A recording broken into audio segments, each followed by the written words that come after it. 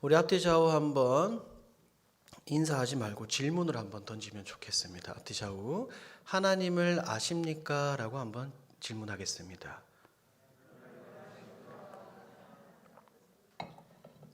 다시 한번 더 물어볼까요? 하나님을 아십니까?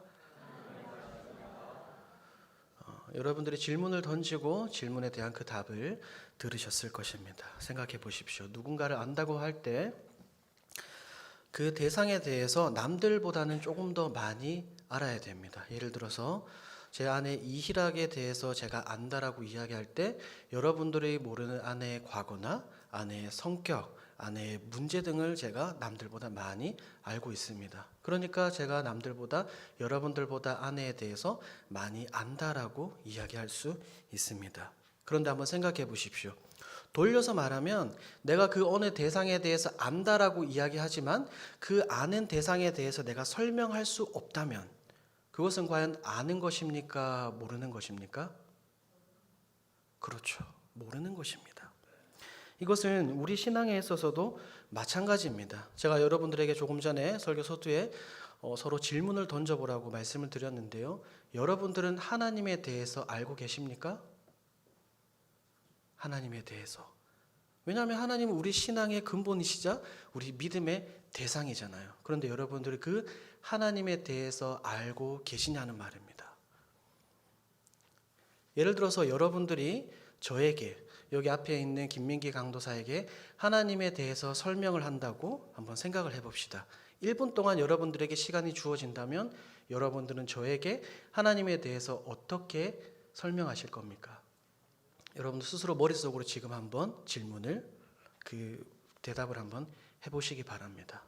하나님에 대해서 여러분들이 무엇을 말씀하시고 싶습니까? 한번 생각해 보십시오.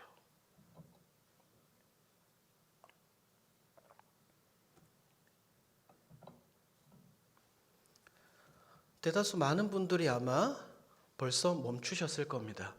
여러분들이 하나님에 대해서 안다라고 대답은 하셨지만 누군가에게 다른 사람에게 하나님에 대해서 설명을 하려고 하면 안타깝지만 대다수 많은 분들이 30초에서 1분을 넘기지 못합니다.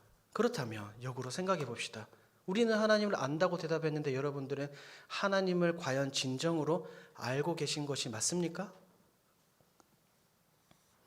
우리는 사실 하나님에 대해서 제대로 알고 있지 못합니다. 하나님의 이름은 여러 개거든요. 그리고 하나님이 가지신 속성도 있고 하나님께서 행하신 일들이 너무나 많습니다. 그런데 우리는 그 하나님에 대해서 우리는 제대로 알고 있지 못합니다. 오늘 말씀의 제목이 무엇입니까? 오늘 화면에 나와 있죠. 하나님하고 그 다음에 뭐가 나와 있어요? 물음표 나와 있죠. 하나님? 그 다음에 뭐가 나와 있습니까?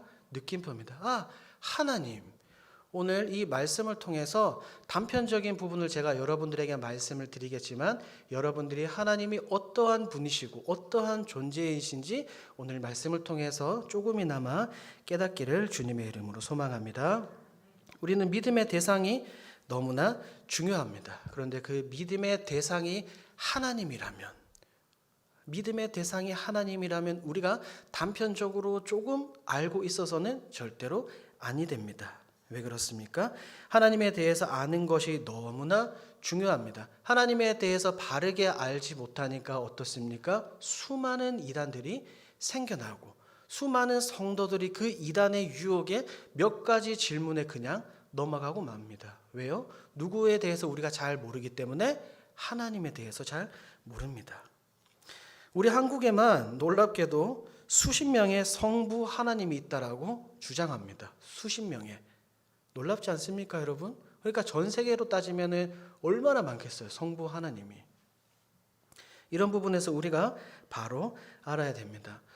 여러분들이 기억하실지는 모르겠지만 약 1년여 전쯤에 제가 소요리 문답 1문과 소요리 문답 2문, 3문으로 여러분들에게 말씀을 전했습니다. 먼저 오늘 말씀에 들어가기에 앞서 소요리 문답 1, 2, 3문에 대해서 간단하게 요약을 해드리도록 하겠습니다. 소요리 문답 1문의 내용이 무엇입니까? 우리 인간의 주된 목표가 무엇인가라는 질문입니다. 우리는 이 땅을 살아가면서 잘 먹고 잘 살고 행복하게 잘 살고 내 자녀들에게 많은 것들을 남겨주는 것이 우리의 삶의 목표가 아닙니다. 사도 바울이 명확하게 이야기하고 있는 것처럼 우리는 먹든지 마시든지 무엇을 하든지 하나님의 영광을 위해서 살아야 되는 거예요. 인간의 목적에 대해서 이야기하고 있는 것이 소요리 문답 1문입니다. 이렇게 소요리 문답 1문은 우리 인간의 목적에 대해서 이야기하고 난 후에 곧장 성경에 대해서 이야기하고 있습니다. 그것이 소요리 문답 2문과 3문의 내용입니다. 우리 기독교 신앙은 성경을 떠나서는 성립될 수 없습니다. 성경은 인간이 만든 것이 아닙니다. 성경은 하나님께서 만드셨습니다. 하나님께서 인간 저자들을 통해서 우리 인간들에게 주신, 한번 따라해 볼까요? 하나님의 자기 계시. 하나님의 자기 계시입니다. 우리 신앙과 믿음에 있어서 정황무오한 유일의 법칙입니다. 그렇기 때문에 우리는 성경과 뗄래야 뗄 수 없는 관계에 놓여 있습니다.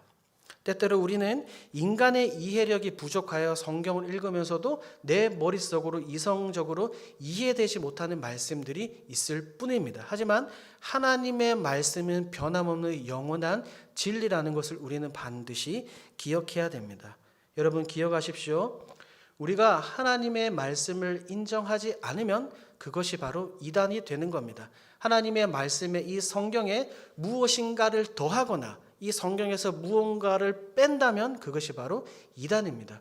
우리에게 주어진 유일한 특별 계시인 66권 이 성경을 우리는 바르게 알고 바르게 믿고 바르게 공부하며 성경의 가르침대로 우리는 살아야 합니다. 이것이 바로 소요리 문답 2문과 3문의 내용입니다. 잘 보십시오. 1문은 우리 인간에 대한 목적이 나와 있고 2문과 3문은 성경에 대해서 나와 있습니다. 제가 조금 전에 여러분들에게 무슨 문장을 따라하라고 그랬죠? 성경은 하나님의 자기 계시입니다. 그러니까 4문이 무슨 내용을 다루고 있냐면 곧장 하나님에 대해서 다루고 있습니다. 그 말인즉슨 오늘 저와 여러분들이 이 말씀의 제목처럼 하나님에 대해서 말씀을 나누도록 하겠습니다. 성경은 하나님이 어떤 분이신지 우리에게 보여줍니다. 우리 위대한 믿음의 선배인 마틴 로이드 존스 목사님은 이렇게 이야기했습니다. 하나님으로부터 시작하지 않으면 구원의 교리나 죄의 교리를 살펴보는 것은 아무 의미가 없습니다. 라고 말입니다. 하나님으로부터 시작하지 않으면 구원의 교리나 다른 그 어떤 것도 아무것도 필요하지 않다라고 이야기합니다. 우리는 하나님을 아는 지식을 가장 최우선으로 삼아야 됩니다. 여러분들이 종교개혁자 존 칼빈을 알고 계실 것입니다. 우리 기독교 신앙의 집대성한 기독교 강요를 이 존 칼빈이 지었습니다. 그런데 1권 1장부터 5장까지의 내용을 보면 가장 먼저 무슨 내용이 나오냐면 하나님을 아는 지식과 우리 인간을 아는 지식에 대해서 칼빈은 설명하고 있습니다. 그러니까 우리의 삶 속에 있어서 가장 중요한 게 어떤 지식이라고요? 누구를 아는 지식?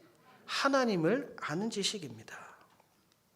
그러므로 우리는 하나님에 대해서 명확하게 알고 있어야 됩니다. 화면을 띄워주시죠. 제가 소요리 문답 4문을 가지고 왔습니다. 여러분들이 헌법책을 보시면 정확하게 기록된 문장입니다. 4문입니다. 한번 읽어볼까요? 함께 읽습니다. 시작. 하나님은 어떤 분이신가? 물음이 있으면 거기에 대한 답이 있어야 되겠죠. 답을 보여주십시오. 답입니다. 여러분 큰 목소리로 함께 읽도록 합니다. 시작.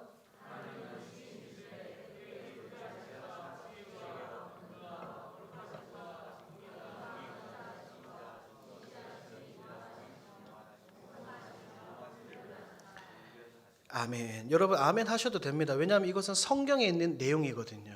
그러니까 우리가 믿는 하나님은 신이시고 영이라는 말입니다.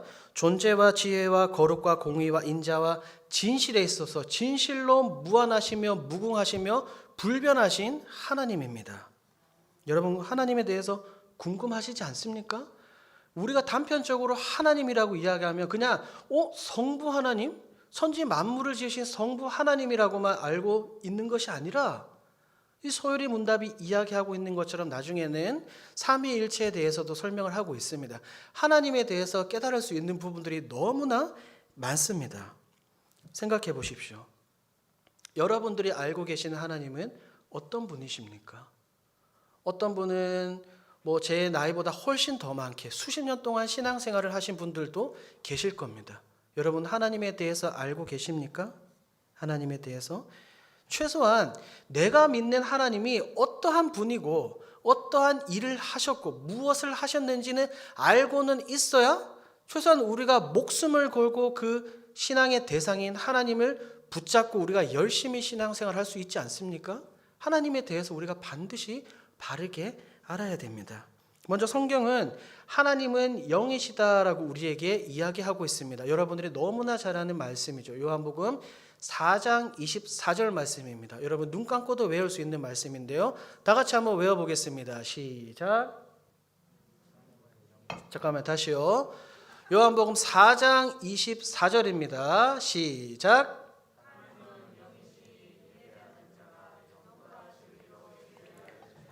자, 그렇습니다. 하나님은 뭐라고요? 영이십니다. 그런데 생각을 해보세요. 하나님은 영이시라고 이야기하는데 그렇다면 이 영이 뭐냐는 거예요. 영이. 여러분 여기에서 궁금하지 않습니까? 여러분들이 하나님은 영이시니라고 수십 번 이 말씀에 대해서 설교를 들었는데 하나님은 영이라고 할 때 영의 특징이 뭘까요? 영의 특징에 대해서 말씀을 드리도록 하겠습니다. 영은 두 가지 특징을 가지고 있습니다. 한번 따라해 볼까요? 불가시적, 비물질적. 자, 영이라는 것은 불가시적이고 비물질적인 특징을 가지고 있습니다. 생각해 보십시오. 비가시적이라는 말이 무슨 말입니까? 비가시적? 볼 수 없다는 말입니다. 여기 안에 지금 이 예배당 안에 공기가 있습니다. 여러분들 공기를 보실 수 있습니까? 없죠. 공기를 우리는 비가시적이라고 이야기합니다. 영의 특징의 첫 번째가 바로 이 비가시적인 특징을 가지고 있습니다. 성경 말씀 띄워주시기 바랍니다. 요한복음 1장 18절입니다. 요한복음 1장 18절. 본래 하나님을 본 사람이 없으되 아버지 품속에 있는 독생하신 하나님이 나타내셨느니라. 요한복음 6장 46절입니다. 여러분들이 읽어주시기 바랍니다. 시작.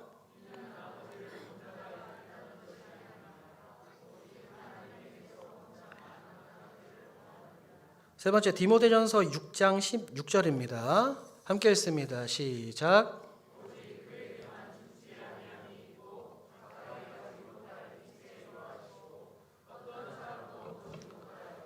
또 볼 수 없는 이신이 그에게 존귀와 영원한 권능을 돌릴지어다. 아멘. 여러분들 솔직하게 한번 대답해 주시기 바랍니다. 말씀 내려주셔도 돼요. 혹시 여러분들 가운데 하나님을 보신 분이 계십니까? 하나님을 보신 분. 우리의 믿음의 대상이 하나님이잖아요. 여러분들 가운데 하나님을 보신 분이 계십니까? 그 누구도 하나님을 본 적이 없습니다. 왜 그럴까요? 하나님을 보면 죽습니다. 출애굽기 33장 20절에는 이렇게 나와 있어요. 또 이르시되 내가 내 얼굴을 보지 못하리니 나를 보고 살 자가 없음이니라. 하나님을 보고 살 자가 있습니까? 없습니까? 없습니다. 그러므로 여러분 영의 특징 첫 번째가 뭐라고요? 비가시적입니다. 하나님은 영이시라는 거예요. 하나님은 눈으로 볼 수 없습니다. 그러니 오늘날 이 땅에 존재하고 그들이 스스로 성부 하나님이라고 이야기하는 사람들 진실입니까? 거짓입니까? 거짓입니다. 영의 특징의 첫 번째가 비가시적입니다. 두 번째가 제가 뭐라고 말씀을 드렸죠? 비물질적입니다. 비물질적. 무슨 말입니까? 물질이 아니다라는 거예요. 제가 지금 무엇을 들고 있습니까? 컵을 들고 있습니다. 이 컵은 무엇입니까? 물질이죠, 물질. 비물질이라는 것은 만질 수 없다는 것입니다. 그런데 영의 존재가, 영의 특징이 바로 이렇다는 거예요. 영은 만질 수 없습니다. 눈에 보이지도 않고 손으로 만질 수 없는 존재입니다. 고로 하나님께서는 물리적인 우리 인간과 같은 육체를 가지고 계시지 않습니다. 그리고 여러 피조물과 같이 여러 가지 형태의 요소들을 가지고 계신 분이 아닙니다. 하나님은 기억하십시오. 우리 인간이 가지고 있는 감각으로 경험되거나 나타내 보이실 수 있는 분이 아니라는 거예요. 이것이 바로 영의 특징입니다. 비가시적이고 비물질적인 것입니다. 그런데 여러분 보십시오. 영은 볼 수 있다고요? 없다고요? 없습니다. 영은 육체가 있다고요? 없다고요? 없습니다. 그런데 우리가 성경을 계속해서 읽다 보니까 여기에서 혼란에 빠지는 거예요. 왜냐하면 성경에는 분명히 하나님에 대해서 이야기하기를 하나님의 눈이 있고 하나님의 손이 있고 하나님의 발이 있고 하나님의 등이 있다라고 이야기하고 있거든요. 말씀 띄워주시죠. 여호수아 4장 24절입니다. 여호수아 4장 24절 함께 읽습니다. 시작. 이는 땅의 모든 백성에게 여호와의 손이 강하신 것을 알게 하며. 보십시오. 여호와의 하나님의 손이 있어요, 없어요? 있어요, 없어요? 아니 자신 있게 대답해 보십시오. 여기 나와 있잖아요. 모든 백성에게 여호와의 손이 강하신 것을 알게 하며. 하나님의 손이 있습니까, 없습니까? 있습니다. 열왕기상 11장 6절입니다. 왕상 11장 6절 함께 읽습니다. 시작. 솔로몬이 여호와의 눈앞에서 악을 행하여 그의 아버지 다윗이 여호와를 온전히 따름같이 따르지 아니하고. 보십시오. 솔로몬이 어디에서? 여호와의 눈앞에서. 하나님의 눈이 있습니까, 없습니까? 있습니다. 눈이 있다고 나오죠. 이사야서 59장입니다. 1절 함께 읽습니다. 시작. 여호와의 손이 짧아 구원하지 못하심도 아니요 귀가 둔하여 듣지 못하심도 아니라. 보세요. 하나님의 손이 있어요, 없어요? 있어요. 그리고 하나님의 귀가 둔하다고 나옵니다. 하나님의 귀가 있어요, 없어요? 있어요, 없어요? 보십시오. 하나님의 영이시라고 이야기하는데 손도 나오고 눈도 나오고 귀도 나오고 출애굽기 말씀을 보면 여호와의 발이 나오거든요. 그러니까 하나님은 육체가 있는 분이에요, 없는 분이에요? 육체가 있다고요, 없다고요? 없다고요. 하나님은 육체가 없습니다. 우리가 읽었잖아요. 요한복음 4장 24절 하나님은 영이시니. 그런데 왜 방금 우리가 읽은 여호수아 말씀, 이사야 말씀, 열왕기상 말씀에는 하나님의 손, 눈, 발, 등, 기타 등등등 왜 이렇게 설명하고 있을까요, 여러분? 그러니까 여러분들이 이런 데서 이단들에게 속아 넘어가시면 안 됩니다. 이단들은 뭐라고 합니까? 방금과 같은 제가 보여드린 구절들을 뽑아가지고 설명을 하면서 봐라. 하나님은 육체가 있지 않느냐? 저기 봐라. 저기에 육체로 현존하신 성부 하나님이 있다라고 이야기하는 거예요. 그래서 많은 사람들이 그렇게 주장하는 이단에 미혹되고 넘어가기도 합니다. 그런데 왜 하나님은 성경에 이렇게 말씀하고 계실까요? 모순입니까? 하나님은 영이시라고 했는데 구약 성경과 신약 성경이 지금 모순적인 것을 이야기하고 있습니까? 아닙니다. 이것을 조금 어려운 신학적인 표현으로 한번 따라해 볼까요? 신인 동성 동형론적 표현. 다시요. 신인 동성 동형론적 표현. 하나님은 영이십니다. 분명히 영이시기 때문에 육체가 없으세요. 그런데 왜 성경에 이런 것들이 나와 있냐면 성경은 우리가 읽는 겁니까? 하나님이 읽는 겁니까? 누가 읽어요? 우리가 읽습니다. 그러니까 하나님께서 왜 이렇게 말씀하셨냐면 눈에 보이지 않는 하나님이지만 하나님에 대해서 알기 쉽게 하나님은 이런 분이시구나라고 깨닫게 하기 위해서 하나님께서는 이런 신인 동성 동형론적 표현을 통해서 하나님의 크고 위대하고 강대하시고 거룩하심을 우리에게 말씀하고 있는 겁니다. 그러니까 하나님의 진짜 육체가 있다고요, 없다고요? 육체가 없습니다. 여러분 이제 이해가 되십니까? 그리고 하나님은 영이시다라고 이야기할 때 그 의미를 잘 구별하실 필요가 있으세요. 우리는 영입니까? 영이 아닙니까? 우리는 영이에요, 영이 아니에요? 영이 아니죠. 우리는 다 볼 수도 있고 만져질 수도 있잖아요. 그런데 영적인 피조물이 있단 말이에요. 무엇과 무엇입니까? 성경을 보니까 영적인 피조물이 분명히 있어요. 천사와 사탄들이 있단 말입니다. 이 영적인 피조물이라고 생각하니까 마치 하나님같이 그 존재들도 크고 광대한 능력을 가지고 있구나라고 생각을 할 수 있습니다. 보십시오. 마귀는 분명히 우리를 괴롭게 할 수도 있고 우리를 상하게 할 수도 있습니다. 왜냐하면 욥기가 그것을 우리에게 보여주고 있거든요. 물론 악한 영은 우리에게 해를 끼칠 수 있습니다. 그런데 보십시오. 마귀가 이런 영적인 피조물이라고 해서 마귀가 어느 정도 힘을 가지고 있다고 해서 마치 살아계신 하나님처럼 영이신 하나님처럼 큰 힘을 가지고 혹은 하나님과 동등되다라고 생각을 하면 안 되는 거예요. 이렇게 생각을 잘못해서 오해를 해서 생겨난 세계적인 이단이 있습니다. 성땡땡 교회라고 김땡동 목사라고 베레아, 귀신론 이 주장하는 사람이 있거든요. 그 사람들이 주장하는 게 뭐냐면 귀신도 영적인 피조물이기 때문에 마귀도 하나님처럼 거의 이 힘을 동등된 힘을 가지고 있다라고 주장을 하는 거예요. 굉장히 많은 사람들이 여기에 속아 넘어갔습니다. 굉장히 세계적인 이단입니다.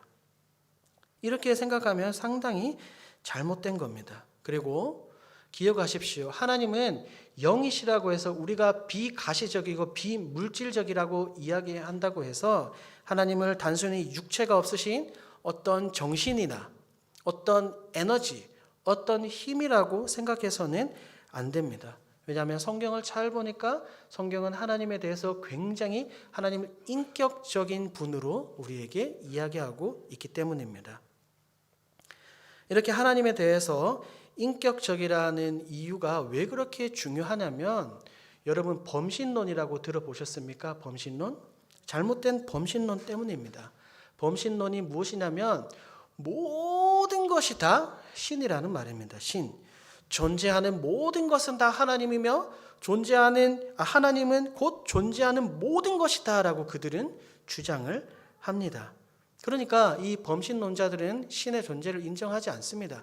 하나님의 존재를 인정하지 않습니다. 그들은 하나님을 어떠한 에너지로 본다거나 말씀드린 것처럼 어떠한 특별한 힘으로 생각을 하지 하나님을 신으로 인정하지 않습니다. 그런데 놀랍게도 성경은 하나님에 대해서 하나님은 굉장히 인격적인 분이다라고 이야기하고 있습니다. 이 범신론이 사실 너무나 중요합니다. 왜냐하면 세상 너무나 많은 사람들이 이 범신론 사상에 빠져 있습니다. 다른 종교들도 그렇습니다. 알기 쉽게 설명을 해드리도록 하겠습니다. 범신론 중에 하나가 인도에 있는 힌두교입니다. 힌두교. 여러분 힌두교 아시죠? 여러분 요가라고 아십니까? 요가. 많은 사람들이 몇 해 전부터 이제 TV에 나오고 연예인들이나 아니면 매스컴에 많이 타가지고 많은 사람들이 이 요가를 굉장히 많이 합니다. 요가를 하면 예를 들어서 얼굴이 작아진다거나 아니면 몸매가 좋아진다거나 아니면 건강해진다라고 생각을 해서 사람들이 요가를 하고 있습니다. 그런데 요가는 말입니다. 그냥 운동이 아닙니다. 요가는 힌두교에서 말하고 있는 구원의 방법 중 하나입니다. 그러니까 요가는 힌두교의 영성 운동이에요. 영성 운동. 단지 몸매가 좋아지게 하는 체력 단련과 훈련이 아니라는 겁니다. 그들이 주장하는 것은 우리 인간의 몸 안에 전 우주를 아우르는 어떤 에너지가 있다라고 이야기합니다. 그런데 그 에너지가 어디에 있냐면 사람의 배꼽 밑으로 한 마디 정도, 그것을 우리는 뭐라 그러죠? 단전이라고 합니다. 그 단전과 인간의 엉덩이 뼈, 그 다음에 남성의 음경에 이렇게 둥그렇게 자리를 잡고 있다고 해요. 마치 뱀처럼 또아리를 틀고 있다라고 이야기합니다. 그것을 힌두 용어로 쿤달리니라고 이야기하는데 쉽게 말해 영적인 뱀이 여기에 이 중심에 또아리를 딱 틀고 있는 겁니다. 또아리를. 왜 또아리를 틀고 있냐니 말씀드린 것처럼 온 우주의 기운과 에너지가 여기에 있다는 말이에요. 그런데 요가를 통해서 수행을 하면 이 여기에 있는 이 에너지가 우리 인간의 척추를 타고 이렇게 머리 쪽으로 정수리 쪽으로 쫙 올라오는 겁니다. 계속해서 노력하고 요가를 하면 이 에너지가 머리 쪽에 쫙 올라와서 정수리에서 이게 빵 하고 터지는 거예요. 그때 뭐가 되냐면 그들이 이야기하는 신인합일이 되는 거예요. 무슨 말입니까? 신과 내가 하나가 된다라고 주장을 하는 겁니다. 불교 용어로 그걸 뭐라고 그럽니까? 열반의 경지에 든다라고 이야기하는 거예요. 어떤 운동을 통해서요, 여러분? 어떤 운동이요? 요가를 통해서요, 여러분. 그러니까 여러분, 요가는 그리스도인들에게 있어서 합당한 운동이 아닙니다. 요가는 힌두교의 영성 운동이고 힌두인들이 힌두교에서 말하는 구원의 방법입니다. 그러니까 요가는 하시면 안 됩니다. 그게 바로 범신론이에요. 모든 것이 다 신이 되는 겁니다. 보십시오. 여기 컵이 있는데 이 컵이 신이 될 수 있을까요? 없을까요? 신이 될 수 있을까요? 없을까요? 될 수 있다니까요. 제가 이 컵 자체로도 신이 될 수도 있고 제가 수행을 굉장히 잘하면 이 컵과 하나가 됩니다. 하나가 돼서 신이 돼요. 그것을 우리는 한문으로 뭐라고 이야기하죠? 무라일체라고 이야기합니다. 모든 것이 다 신이 될 수 있습니다. 그러니까 이 범신론은 하나님께서 정해주시고 하나님께서 규칙을 세워주신 만물의 모든 경계를 다 무너뜨리는 이론입니다. 이게 범신론이에요. 그래서 굉장히 이것은 위험합니다. 그래서 이들은 하나님을 인정하지 않습니다. 하나님을 어떤 힘, 에너지, 정신으로 생각합니다. 그렇기 때문에 이 범신론자들에게 있어서 하나님의 말씀은 필요 없습니다. 왜요? 내가 열심히 수행하고 내가 열심히 수행해서 체험하면 내가 신과 하나가 될 수 있기 때문입니다. 그러니까 그들에게는 오직 수행과 체험, 경험, 묵상뿐입니다. 그렇기 때문에 여러분들이 주의하셔야 될 것이 교회도 아무 교회나 가시면 안 됩니다. 오늘날 이 조국 교회 안에 신사도 운동이 굉장히 많이 일어나고 있습니다. 새로운 사도들이 일어났다 그러고 굉장히 신비주의적이고 이상적인 것들, 기적들만 쫓는 교회들이 있는 거예요. 여러분들이 그런 곳에 빠지시면 안 됩니다. 이처럼 하나님은 범신론과 구분되기 위해서 성경은 하나님을 굉장히 인격적이라고 이야기하고 있습니다.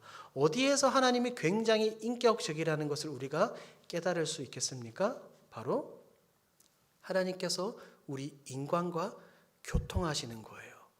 하나님께서 우리 인간과 대화하시는 겁니다. 여러분 잘 생각해 보십시오. 하나님께서 에덴 동산을 만들어 주시고 그곳에서 어떻게 하셨습니까? 아담과 하와 대화하셨습니다.